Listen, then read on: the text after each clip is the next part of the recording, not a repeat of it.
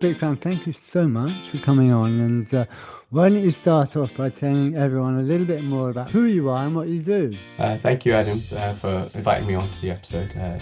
Do appreciate it. I'm very grateful to be asked to be on the show. As you said, my name's Dr. Bikram Choudary. I'm a GP in South Wales. I first got into care homes really through my parents. When I was going off to university to study medicine, they actually built the first purpose-built care home in South Wales. In the Rhondda Valleys, not in South Wales, but in the Rhondda Valleys at the time, which was a Millview care home. So they built it from scratch, and then they ran it very successfully for many years, and it's still part of the group today. I then went and studied medicine, did some surgery, did some cardiac surgery actually, and I've still got an interest in cardiology. I came back to South Wales and did my GP training a number of years later and qualified as a GP then in 2012. And then I had a bit more time to get more involved with the care home side of things. And then I took over running of Millview Care Home. Made plenty of mistakes in that time, and there's a steep learning curve at the start. Hmm. And then we grew in 2016, 2017, 2018 from the one home, kind of organically. We bought a few homes, and we had shares in companies where we demerged homes. So we ended up with from one to five care homes in a short space of Hmm. time, literally about 18 months. We developed one care home as well, and we bought a few distressed assets which needed to be turned around. So, it was a really challenging time Hmm. all those years ago, and I was a new GP at the time as well. That's fascinating. And I'm just curious, your five homes now, they're in South Wales. Do they share kind of catchment areas or are they, They're some of the homes are quite nearby and do yeah. share. Three are in within one local authority, the Rhondda Cynon, All right. one in Pontypridd, which is Ollie's, and then Yeah. there's two in the Rhondda, which is the initial care home, which is Millview in Ustrud, and then we've got a Tenant, which is a dementia home, which we bought and developed a few years later. That was in Hmm. 2016, and that's a fairly small, but specifically dementia nursing home. And then Ah, we bought a home from HC1 in Bridgend, all right. which around about the same time, which is Morgana Court, which is a Hmm. 63-bedded home. Oh, And I we see. also acquired Kurt Enfys Care Home in Ustrud Glenlys near Swansea, which is a 99-bedded home. And then we had the Hollies Care Home as well in Pontypridd, which is another 41-bedded home. So Okay. yeah, that's how we've come about. So we're not a large group, we're still a small group, Hmm. but being a GP and a full-time GP, it does mean I'm quite time limited. I So would have thought so, yes. Okay. So in terms of why I needed to set up a sort of head office structure, Yeah. it just made sense. I didn't have the time to physically be in all the homes. I Mm. do still keep close contact with the homes regularly Mm. by telephone and also try and visit the homes as often as I can. Yeah. So I hope, I like to think anyway that I keep my finger on the pulse. But Mm. it became apparent when we went from one home to five homes that I wasn't going to be able to keep an eye on all those homes and meet all the compliances that we need to complete and meet as RIs for care homes without a substantial sort of support team. So it made sense for me Ah, at that stage to start building that team. yes, I see. So, and it was that stage you thought, well, Mm. we need to just change things a bit. We need to centralize the operations team, correct?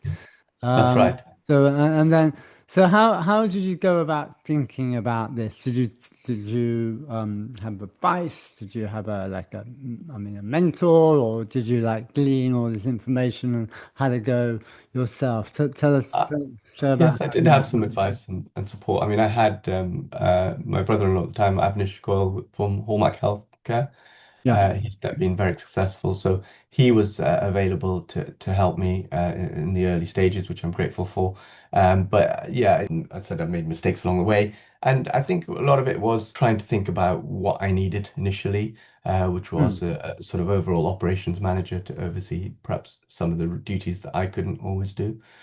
To help supervise and support the managers on a day-to-day basis, whereas I was busy, I couldn't always be available. So that was the first role that we recruited into. And then we needed some central sort of financial support to do all the accounts and the management and the payrolls. So I needed a finance person. So again, because I didn't couldn't be always be there and have the oversight and that was needed when you needed 5 care homes. So those were the first two roles that we got, and then they've grown organically. The finance team has grown now. There's 3 people. We've still got the operations team has grown. So we've got an operations director. We've got a head of clinical compliance. We've got a hospitality manager, regional hospitality manager who sees over the hotel services, catering and cleaning aspects of the care homes.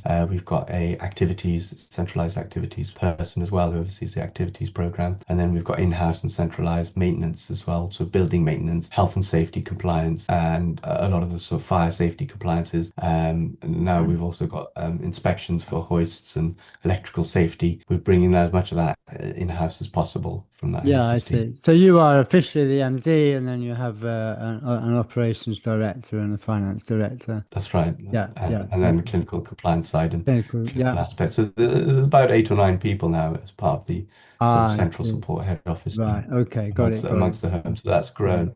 Yeah. Yeah. I see. So just Uh, stick to but yeah. one Yeah. of the Just, advantages from us from trying to bring some of that in-house is that we've had some efficiency savings, whereas we were sort of outsourcing the HR side of things. We're doing more of that in-house. We were outsourcing the health and safety compliance and checks to another company. So again, we've brought that in-house. We've upskilled our own maintenance teams to do a lot more electrical work and fire safety work. So a lot yeah. of that has come in-house. So each of our 5 maintenance operatives, and some of the homes, the larger ones, have got more than one maintenance operative. We've sort of trained them up to do individual aspects of care home maintenance and compliance. So in-house, then we've got ability to do a lot of that across the board, and we share that amongst the homes. I see. Right. So on the operations side, so okay. So did you make this decision based to centralize based on efficiency or kind of your time? And you, I don't know, been pulled in all I, directions. What? Tell me about what I kind of I think the main drivers were improve oversight and clinical governance of yeah, what we're doing on a day-to-day basis.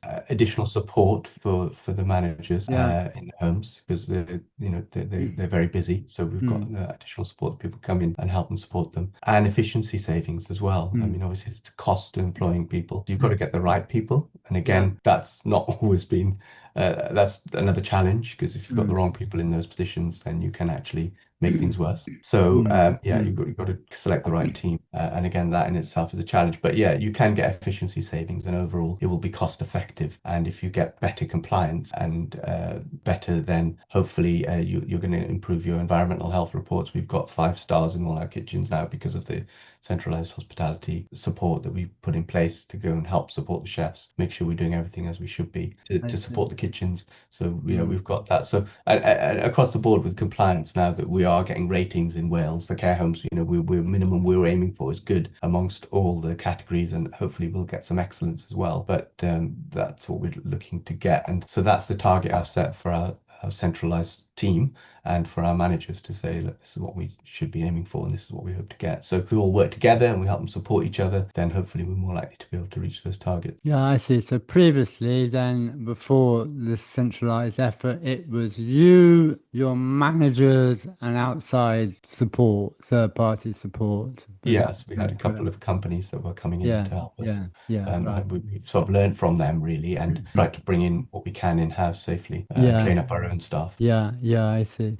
So on the let's sit to the operations side first. So how did you go about constructing that, thinking about it, and making decisions about how it was all going to be arranged? Yeah, I don't think there was a definite plan to begin with. We sort of Mm, grew organically. We started off with as I said, the operations director yeah, and the finance team, and then we kind of had meetings and discussed what we needed next, what was the next level of support that we needed, and so from that we got the hotel services hospitality manager role, which again was she was one of the head chefs in one of our homes who sort of fit the bill really oh, yeah, well, gave her some additional training, some additional support. She fitted into that role really well.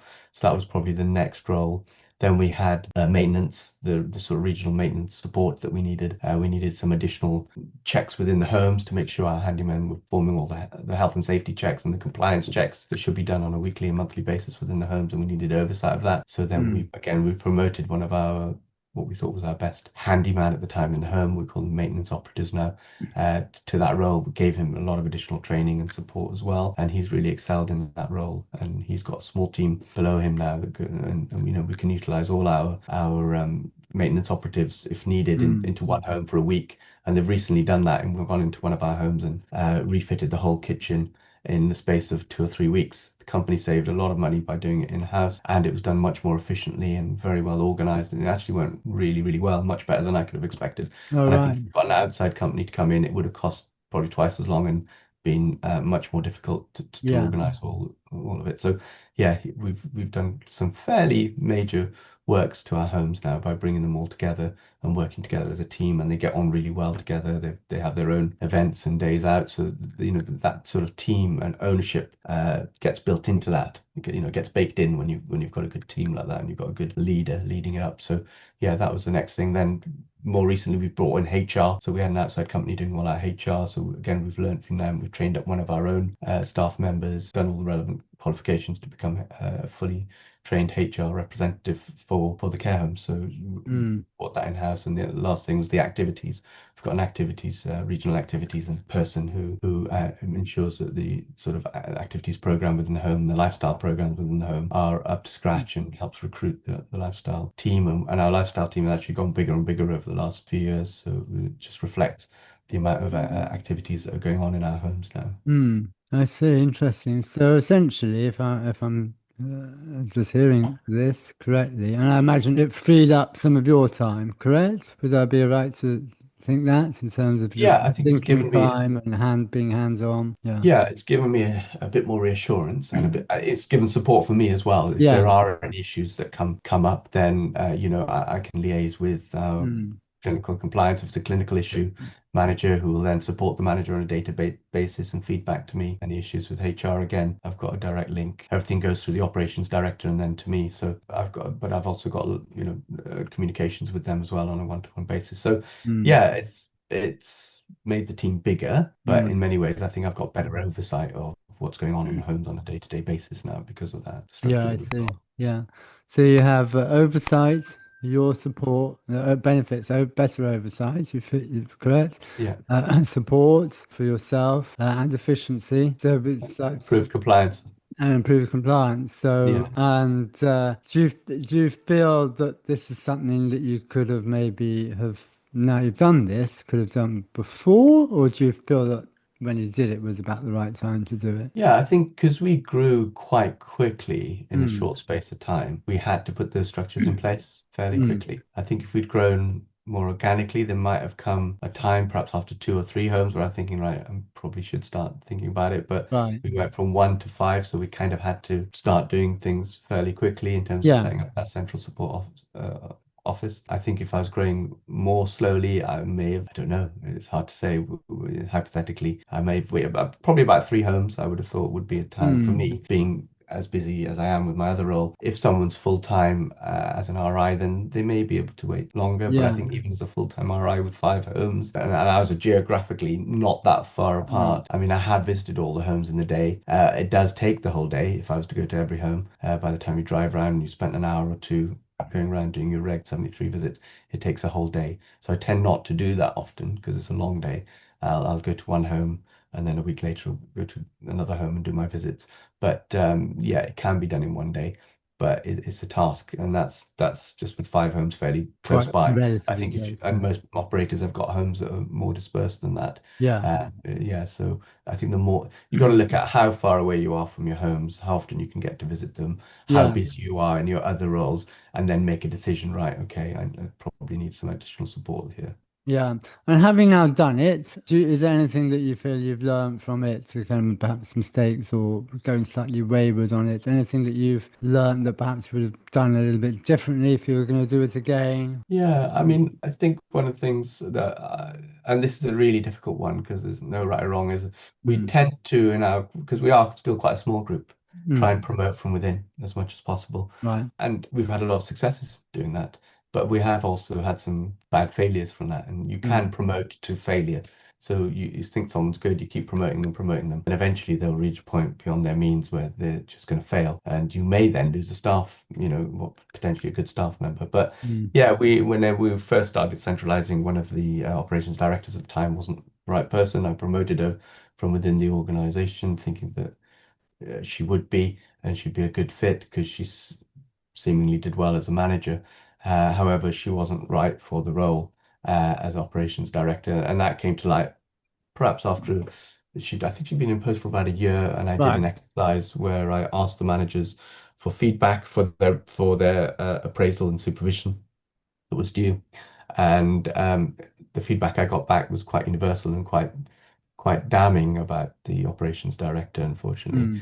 at the Mm. time. But it was opened my eyes to the fact that I, as a CEO, wasn't aware of this, although I couldn't be at the homes all the time when she was there. I would visit while she was there, and I'd speak to her regularly because she was the operations director. So this is the first person I'd go to on, several times a week. I'd also speak to the home managers as well directly, but none of them raised any concerns to me directly until I asked them. So that was a bit of a learning point for me in the sense Mm. that as the MD or the director, operational CEO, whatever you want to call it, as the head boss, you're not always told everything by Mm. even your quite senior team of managers. They may feel a bit scared to approach you Yeah. because they might have felt I had a very close relationship with the operations director Got because I it. promoted her Yeah. from within.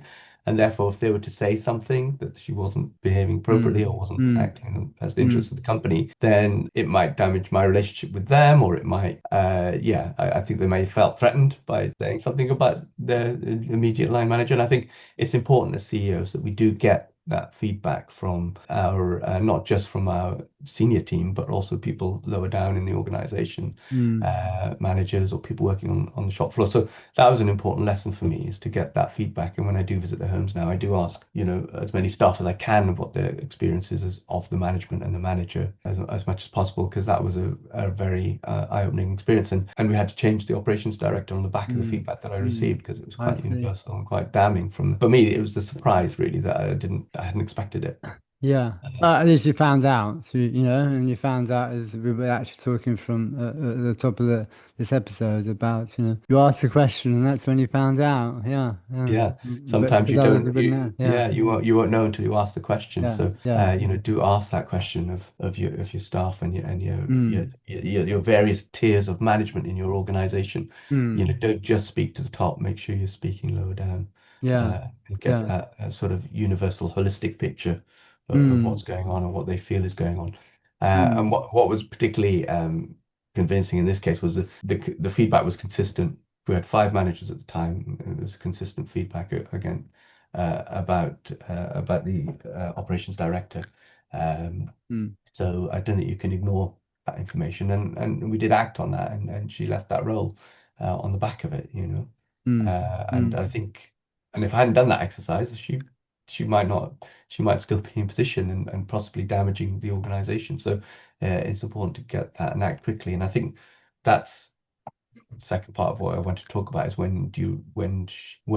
how when should you act when you think the home is not working or the manager's not working, Yeah. and again that can be tricky because Mm. the Mm. manager will tell you certain things as the owner or the CEO, but you need to find out from the people on the shop floor, actually go down and speak to them, and see what their experience is and what their lived experience is, because early on when we just had the one care home, we did have difficulties and we ran into quite a few compliance issues. We had an Mm. embargo on in the home, Mm. and I was new to managing care homes at the time. And the main issue, and it went on for maybe 3 or 4 years, was actually we needed to change the manager, and I wasn't quick enough to act at that time. Mm. When we did change the manager, things changed around quite Mm. quickly. Up until then, I'd been told by the manager that it was this fault or that fault, or we needed this, or it was that. There was always a reason, and I trusted her at the time, and I wanted to support her. And perhaps I was too nice at that stage. I didn't push hard enough and say, look, actually, this is a performance issue for you. Yeah. And Interesting, isn't it? Yeah. I yeah, mean, I and think. If some, yeah, I mean, on the other side, when I'm hearing about it, I kind of think, well, sometimes if someone, I mean, tell me what you think, but sometimes if someone's blaming someone else, can be a bit of a red flag sometimes, can't it? Absolutely, yeah. And I think as a manager, you've got to take responsibility for everything that goes on in a home. That's what I say to my managers now. Mm, You know, the culture of your home, where is it driven from? It's driven mm, from the top. The mm, ethos in your home and culture is driven from the top, not from the mm, bottom. mm, You drive that as a manager. So if you're saying this person's a problem, that person's a problem, this thing's a problem, that thing's a problem, then you know you've got to take responsibility as manager for that mm, problem. mm. Because if you don't, you're not going to be able to fix it. If you're Yeah. saying it's this person's fault or that person, external factors, what causing this, then you've got no Mm, control or no responsibility or no ability to affect that change. So unless you take mm, responsibility for everything that goes on in your home, that's the mm. only way you've got power to change it. And Yeah, I that's key. see. And when you start blaming others or blaming other things outside your control, Mm, it actually mm, does, it's not helpful. It means that you are disempowering yourself to make any changes. And then you just exist in that environment, in that space of failing. mm, mm. And so when when that particular scenario unfolded, did you feel that you learned something from that you've utilized since? Yeah, absolutely. I think since then I've been much quicker. And we have had managers that weren't right and have Mm. failed. And it's not easy to get a good manager for a care No, home, especially in no. South Wales. There was a very, big shortage. Things have improved a little bit Mm. now. And in fact, for What the do you think? last, What do you think's brought that improvement? um, Is there anything in particular? that's a good question. I don't know. There seems to be Maybe it's the luck more. of the draw. I don't know. Yeah, I think from my personal experience, I can't explain why. We've certainly Yeah. had a consistent management now in our homes for the last Mm. 2 years. And I think Mm. we've gone 2 years without change in manager or deputy manager in any of our homes, which is That's always good. that's never happened Right. since the group started in Mm. 2016, 2017. So, Mm. about 8, 9 years, we've not had a 2 year period where we've not had to change a manager or deputy manager. And some of them is retirement or ill health, but a lot of them have been through performance issues. And people can start well, and then something might happen in their personal life. Mm. And, obviously it's important that we support them because that can happen to anyone. But there does come a time where you can't, you do need to have to think of the residents and the home and the business, and you have to cut ties. So we've had that situation on Mm. occasions. And like I said, a few of the homes we've really struggled with managers, and we've had manager change every year or every 2 years. Mm. And you can't get good compliance and good quality care unless you've got consistency of management, I would Mm. say. Mm. So Mm. yeah, some of the homes have struggled where we haven't had the consistent management. Where we've had the consistent management, we've generally done very well. Right. And so that's key to recognizing that Mm. a manager's failing. And Mm. one of the things are the interview process. I've always found that interviews are, of course, they're useful and you've got to have them, but we've always struggled with some people who perform very well on interview, but then when they come to do the job, are not right for the job, not right for the organization. And you don't know that really until they Mm. start. And Mm. likewise, perhaps there's people who haven't performed well in interview who you haven't then appointed who would have done much better in that role. I've had that once or twice where we've given our first candidate declined the job and we've given it to a second candidate and they've done really well. And other times we've had situations where we've had somebody perform really well at interview, like score top marks on the interview questions, and we've appointed them in post within 6 months to a year. They've sort of failed on the practicalities of being a care home manager. So they can answer the questions, but they can't actually do the job. So Mm. yeah, it's not always the best way, and it's the same for care as well. I think it's not always how well they do an interview. It's trying to get that experience and seeing and training them up once they come on the job. That's the key, giving them the right grounding and the right support when they start. Yeah, fascinating. Thank you. Thanks for sharing this. It's hugely valuable, and I hope those listening, which I'm sure they do, will think likewise. Dr. Chowdhury, is there anything that we've not covered up to now that you feel that you would like to share? No, really, just to say to the people watching that, a career in care or being a care home owner Mm. can be really rewarding. Mm. It's not easy, it's very difficult, it's very challenging, and we're Yeah. facing a lot of challenges at the moment with Mm. recruitment, with fees, with funding structure that we've got, and the compliance issues that the regulation, which is getting more and more onerous. So there's a lot to learn. It's a steep learning curve, but it is a very rewarding industry to be in. And I Mm. think we need to raise the profile of the industry. And I know there's lots of people doing that, which is great. We need to make a career in care more rewarding Mm. financially as well for Yes. people to choose that as an option. And because you've got to be suited for care, you've got to be suited both as an owner and also as a care worker. It's not for everyone, but for the right people, it's an extremely rewarding career. And I Mm. think to Mm. encourage more and more people to go into care. Great. Well, Dr. Bikram Choudary, thank you so much for being on the KSCO Success Stories podcast. No worries. Thank you, Adam. Thanks for inviting me.